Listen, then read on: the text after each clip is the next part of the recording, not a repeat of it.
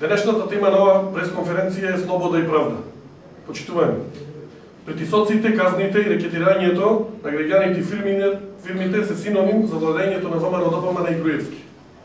Казните по сите стандарди и норми служат за зголемување на дисциплината на недисциплинирани граѓани и фирми, барем така и во западните развиени земји и демократии. За премиерот во заминување Груевски, казните се едно од основните средства за заплашување на граѓаните и полнење на буџетот. Само за подсетување, казните за прекршоци по закон за ДДВ и персонален данок за физички лица Груевски изголеми до 2000 евра, а за фирми до 5000 евра.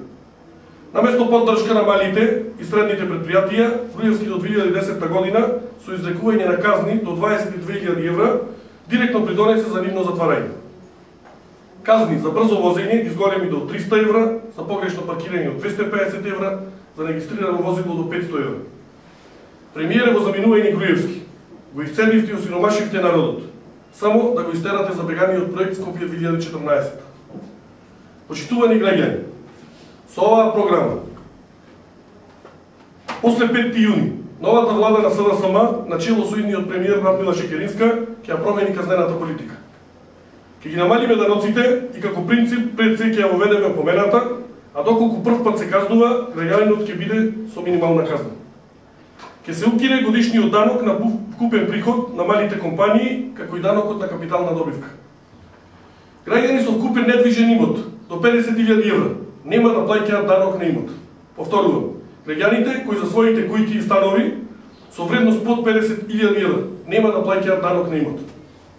Наместо рамниот данок кој го воведе ВМРО ДПМН, ќе го воведеме персоналниот данок на доход со цел прогресивно оданочување, богатите да плаќаат повеќе од сиромашните. Данокот на промет на недвижности ќе биде намален од 3% на 1%.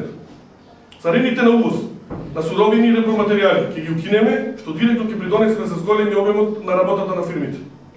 Текстилните фирми, кои во производниот процес користат над 50% домашни суровини, ќе бидат целосно ослободени од данокот на добивка. Висината на казните ќе биде намалена и ќе биде усогласена со големината на приходите на фирмите и со бројот на повторувањето на прекршоците. Новата влада на СДСМ после 5 јуни ќе ги троши народните пари единствено во интерес на граѓаните, во развојни проекти, а не во лавови, шмизли, пикови споменици. Благодарам.